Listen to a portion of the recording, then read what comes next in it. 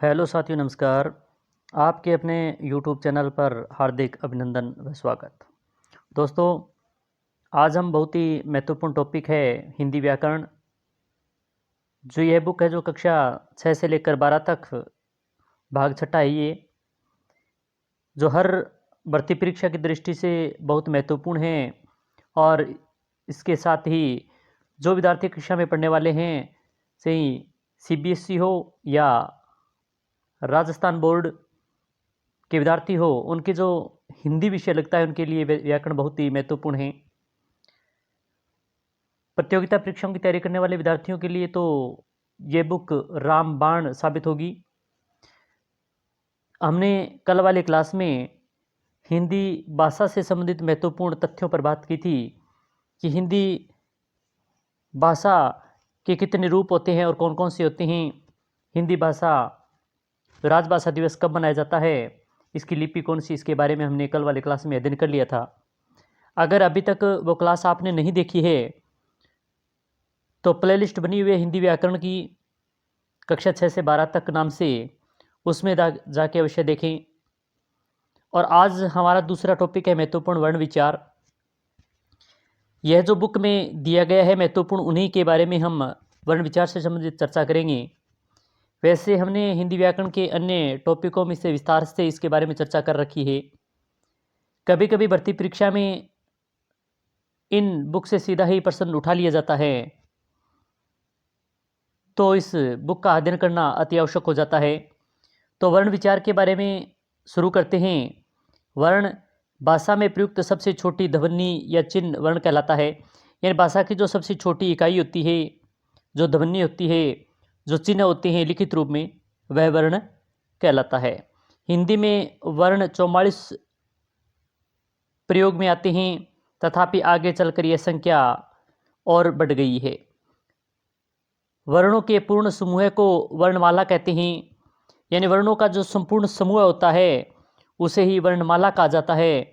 उच्चारण की दृष्टि से वर्णमाला को दो भागों में बांटा गया है। पहला है स्वर और दूसरा है व्यंजन। यानी वर्णमाला को उच्चारण की दृष्टि से देखें, यानी उच्चारण की दृष्टि से प्रश्न आया भी हुआ है कि उच्चारण की दृष्टि से कितने भागों में बांटा गया है, 2, 4, 6, 8, तो 2 भागों में बांटा गया है। तो सबसे पहले हम स्वर और व्यंजन 2 भाग हैं, उनमें सबसे पहले स्वर का वर्णन करते हैं। देखते हैं कि जिन वर्णों के उच्चारण में स्वतंत्र रूप से होता है, अर्थात जिनके उच्चारण में किसी अन्य ध्वनि की सहायता नहीं लेनी पड़ती, वे स्वर कहलाते हैं। यानी जिन वर्णों का उच्चारण स्वतंत्र रूप से होता है, यानी किसी की सहायता, किसी ध्वनि की सहायता नहीं ली जाती, वे स्वर कहलाते हैं। हिंदी वर्णमाला में स्वरों की संख्या 11 है, जो इस प्रकार है, हम देखेंगे। यह भी भर्ती परीक्षा में, एक बार भर्ती परीक्षा में प्रश्न पूछा भी गया था कि हिंदी वर्णमाला में कुल स्वर कितने हैं। तो मूल रूप से स्वर 11 हैं, जो इस प्रकार हैं: ए, आ, ई, उ, री, ए, ऐ, ओ, औ। तो ये 11 जो बहुत ही अच्छी तरीके से इसमें दिया गया है। तो 11 स्वर हैं जिनकी संख्या 11 मानी गई हैं।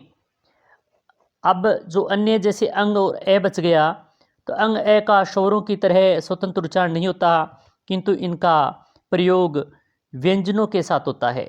इन्हें न तो पूरी तरह स्वर कहा जा सकता और न व्यंजन। यानी 2 स्वर ऐसे भी हैं जिनको हम लिखते तो स्वर के साथ हैं, मगर इनका उच्चारण है वो स्वतंत्र रूप से नहीं होता है। तो ये न तो स्वर माने जाते हैं और न ही व्यंजन माने जाते हैं। इसे अयोग वाह्य कहा जाता है। यह भी भर्ती परीक्षा में कई बार पूछा गया है, अयोग वाह्य स्वर कौन कौन से हैं। तो अंग ए, ये दो ऐसे स्वर हैं जो अयोग वाह्य है। वैसे तो उन्हें न तो स्वर और न व्यंजन माना जाता है, तो उन्हें तीसरा रूप दे दिया गया, अयोग वाह्य। फिर दूसरा है, स्वर के बाद में व्यंजन का अध्ययन करते हैं कि इन वर्णों के उच्चारण में स्वतंत्र रूप से नहीं होता, अर्थात इनके उच्चारण में किसी न किसी स्वर की सहायता लेनी पड़ती है। हिंदी वर्णमाला में व्यंजनों की संख्या 33 है, जो इस प्रकार है। यानी स्वर और व्यंजन 2 प्रकार के थे। तो स्वर का अध्ययन करने के बाद में हमने व्यंजन का अध्ययन करेंगे अभी। जो किसी की स्वतंत्र उच्चारण नहीं होता है, किसी की सहायता से, यानी ये व्यंजन होते हैं वो स्वरों की सहायता से बोले जाते हैं और स्वरों की इनकी सहायता लेनी पड़ती है। तो अगर इनकी संख्या पूछे तो वैसे तो 33, मुख्य रूप से 33 ही है, 33 ही बतानी है। और 33 और 11 वो थे, तो इस प्रकार ये 44 अभी हम वर्णों की संख्या पढ़कर आए हैं। तो इस प्रकार होंगे। अब जो 33 व्यंजन दिए गए हैं उनकी संख्या देख लेते हैं। पहला आता है क वर्ग, च वर्ग, ट वर्ग, त वर्ग, प वर्ग। ये जो 5 इस प्रकार कुल 33 होते हैं, उनमें से क वर्ग के अंदर क, ख, ग, घ, ड ये आते हैं। च वर्ग के अंदर च, छ, ज, झ ये, ट, ठ, ड, ड, ड, न ये, और त में त, थ, द, ध, न, और प में प, फ, ब, भ, म, ये र, ल, व। ये जो 4 होती हैं ये अंतस्थ व्यंजन। ये भी भर्ती परीक्षा में कई बार पूछा जाता है कि अंतस्थ व्यंजन कितने होते हैं? 4, ये र, ल, व। उसम भी स है, ये भी पूछा जाता है कई बार भर्ती परीक्षा में। विकसित व्यंजन ड़ और ढ हिंदी विकसित व्यंजन हैं। संयुक्त व्यंजन की बात करें तो क्षेत्र, ज्ञ और श्रय, ये वैसे संस्कृत में इसका प्रयोग किया जाता है, ये संयुक्त व्यंजन है।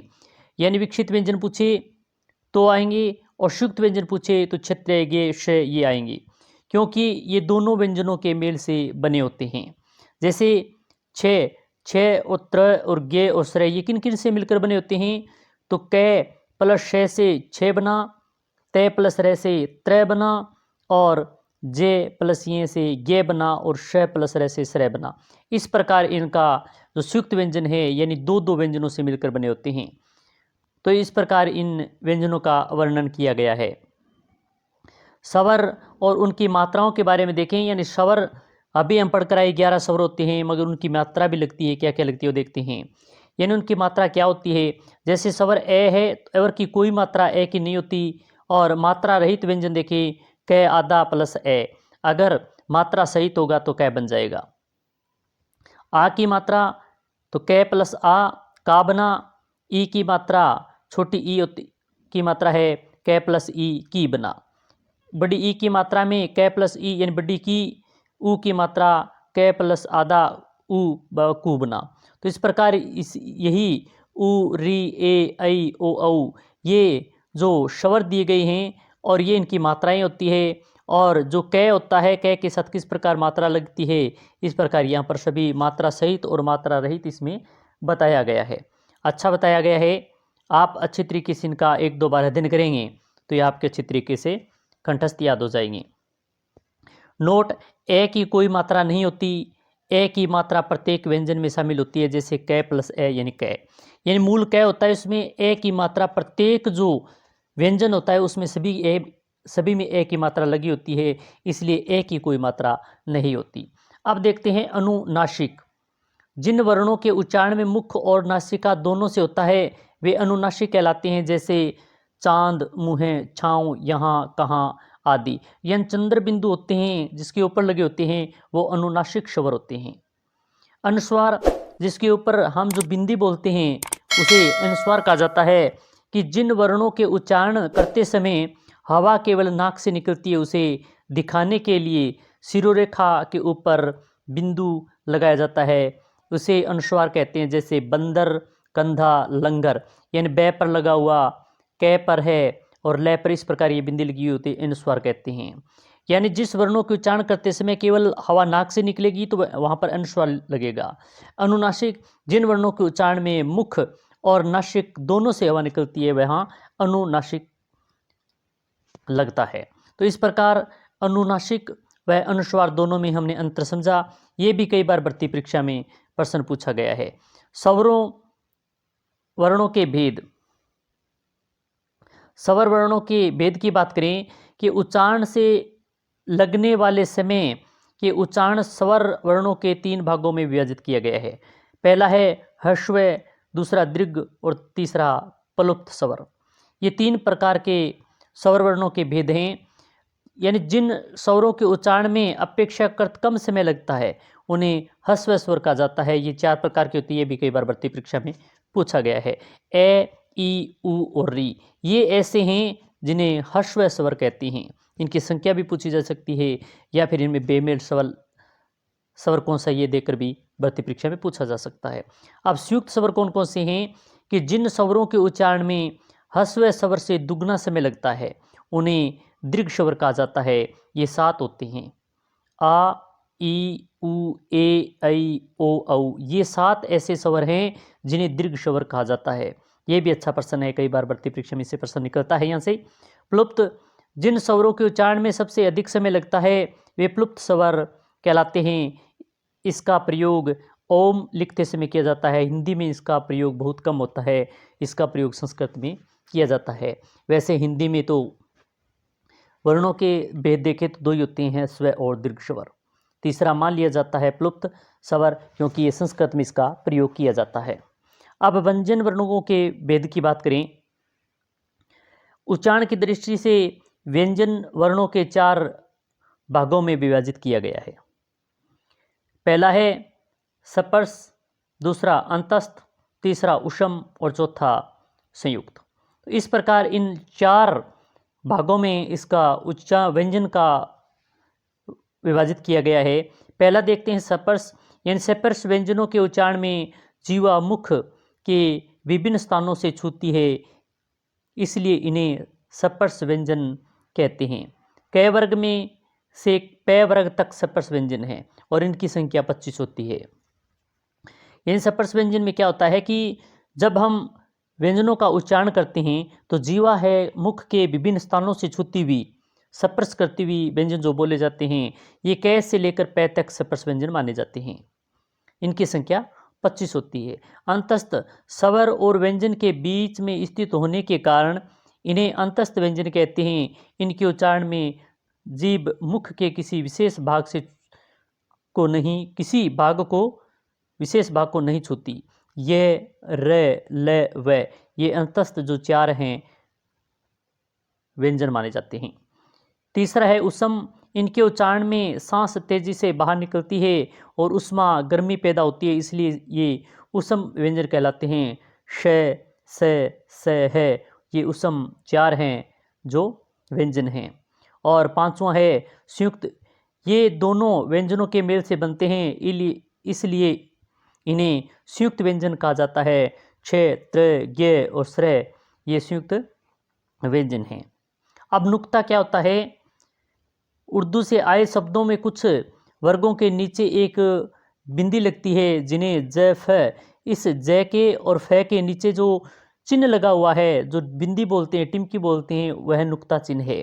बिंदु को नुक्ता कहते हैं। यह भी कई बार भर्ती परीक्षा में पूछा गया है।